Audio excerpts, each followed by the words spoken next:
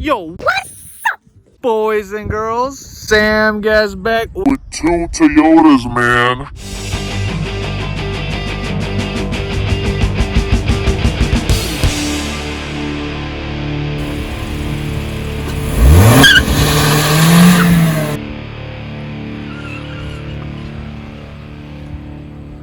bruh.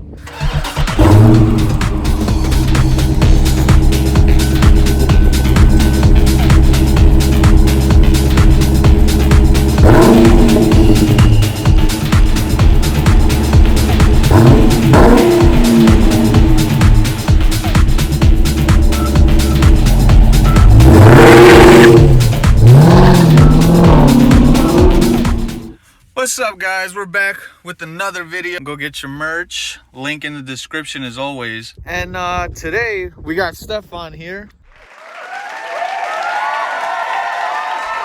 and this is his 2020 Toyota Corolla, and this is my 2010 Toyota Corolla. Today we're going to be comparing the similarities and differences of a 2010 Toyota Corolla base model with a 2020 Toyota Corolla SE trim. In general, what size motor does this have?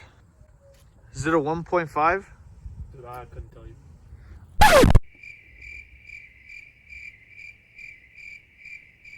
And you could already see from the side profile that the two cars are pretty different. They're both tinted out. What percentage are your tints? It's 35. 35, same here. Same exact tint.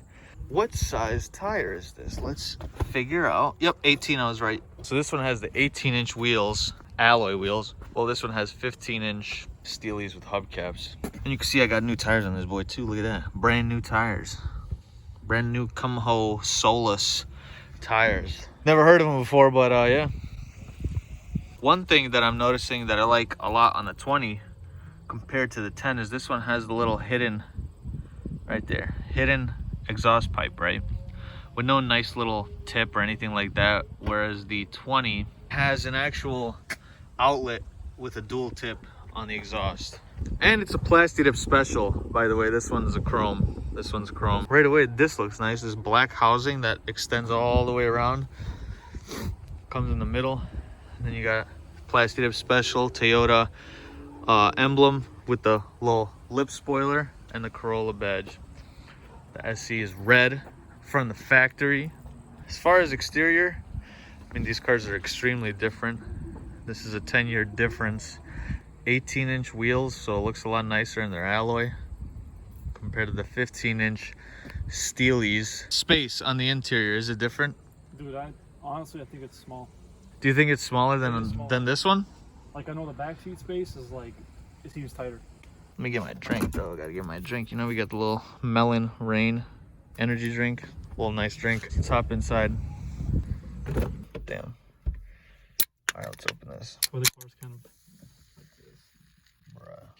So we're inside the 2020 Toyota Corolla SE tachometer, speedometer, digital gauge. Do you want to show us more about that? Let me just okay around here. You can just kind of look at speed and go through settings, all that stuff. You could even switch the oh wait, so what is this? Lane detection assistance? What's PCS?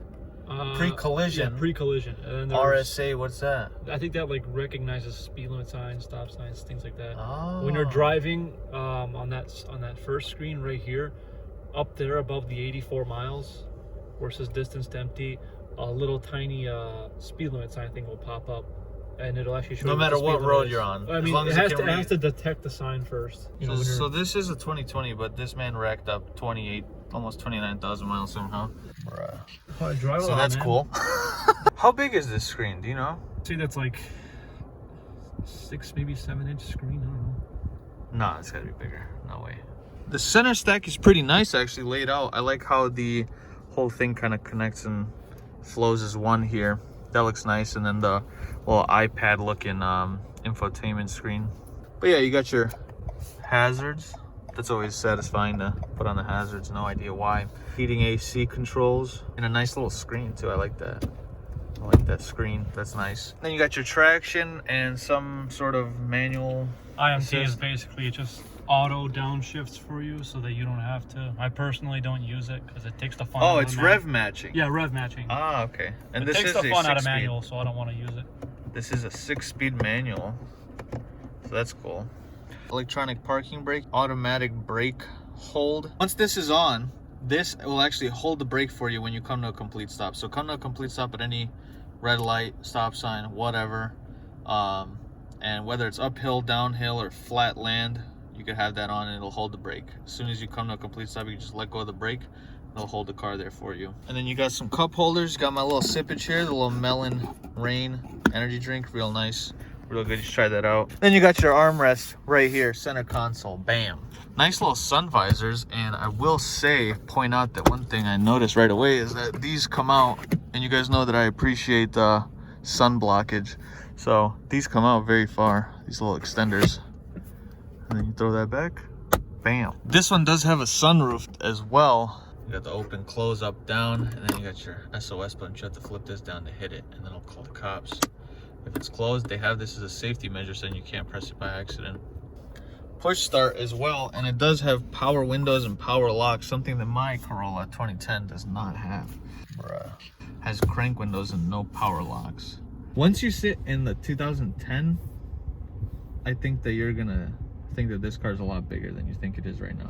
In like the front, yeah, because it's like, I think passengers. I'm guessing right now we'll have to test it out. Because like you can see right now in the back, like you have, for me, like.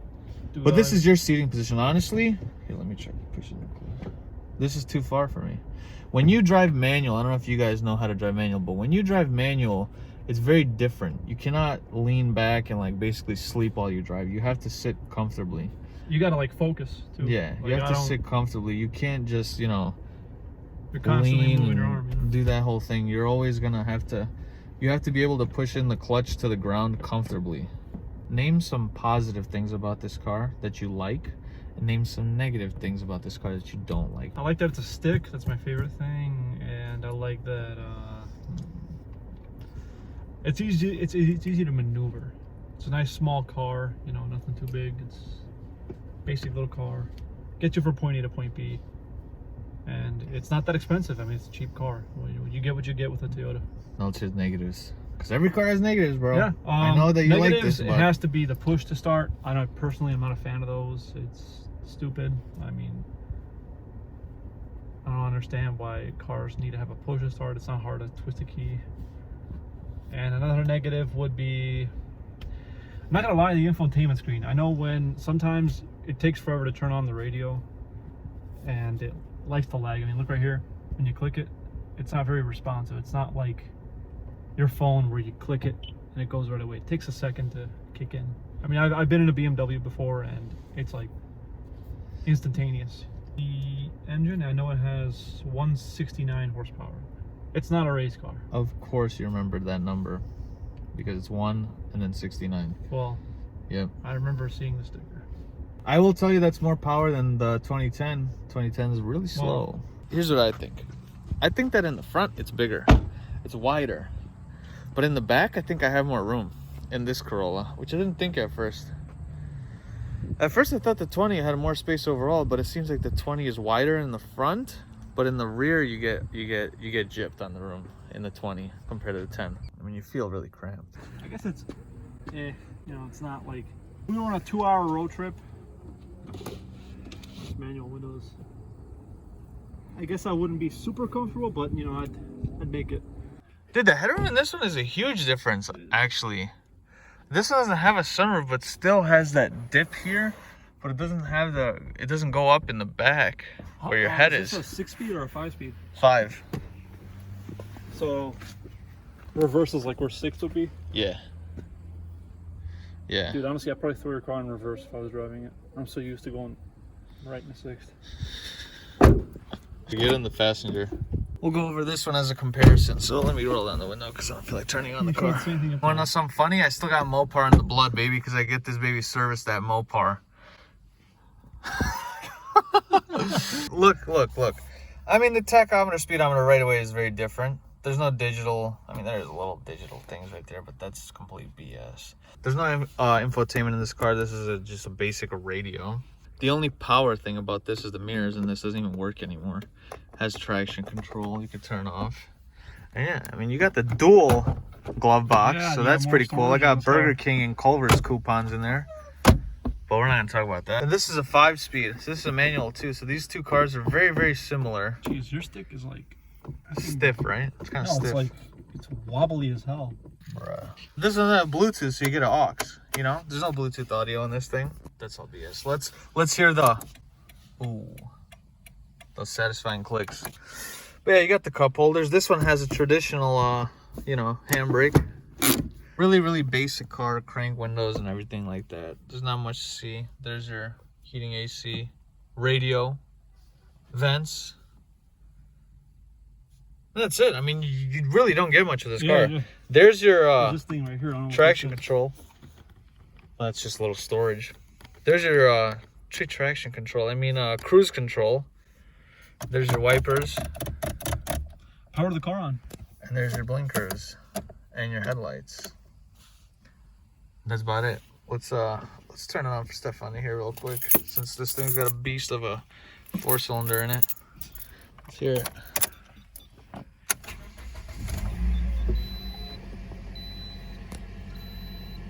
It does have the low tire light. That's because something's wrong with the sensors, so that's always on. And I got a nice little steering wheel cover for extra grip from when I'm, you know, doing $150 on the highway. Yeah, this thing can't do 150. This thing shakes at like 80. Bruh. All right. Well, as you can tell, these cars are extremely different. Even though they are both Toyota Corollas, but they are two completely different cars. And this one's registered in Europe. It's not Imported, even dude. Yeah, this one was imported and not even registered in the United States, and he's driving it around with European We plates. pulled over 6 times on the way here. But does this thing have LED daytimes? Yeah, but I'm That's what it not looks gonna like. Keep them on. Do you want to see the headlights? Yeah, let's turn on. Oh yeah, also this. Come here. You have the Oh, keyless access I don't know what's that. You can also lock it. by hitting that. Yeah, you just have to put your like thumb over there, right? And then you unlock it with this. Bam! Keyless access. Keyless access. All right, let's see these headlights. Here are the high beams. Looks no different in the camera with the high beams. That's weird.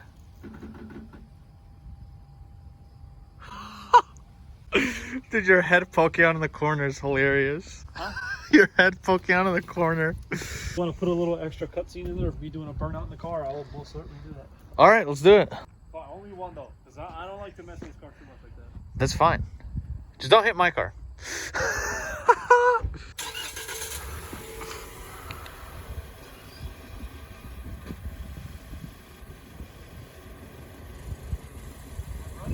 Yep.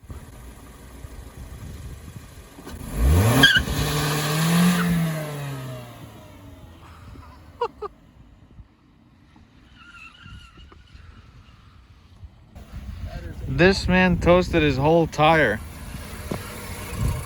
Look at the tread depth there, and then look at the tread depth in the back, dude.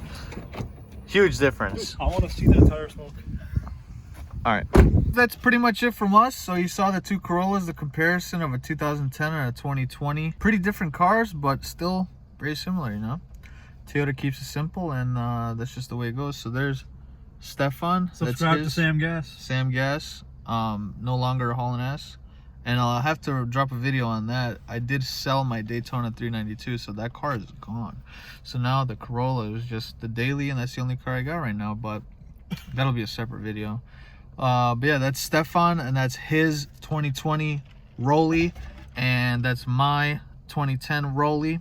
And that's pretty much it. That's all we got. Thanks for watching, and see you guys next time. Peace out.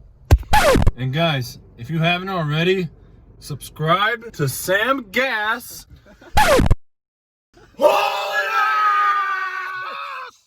Peace out. Have fun, and yeah, see you guys next time.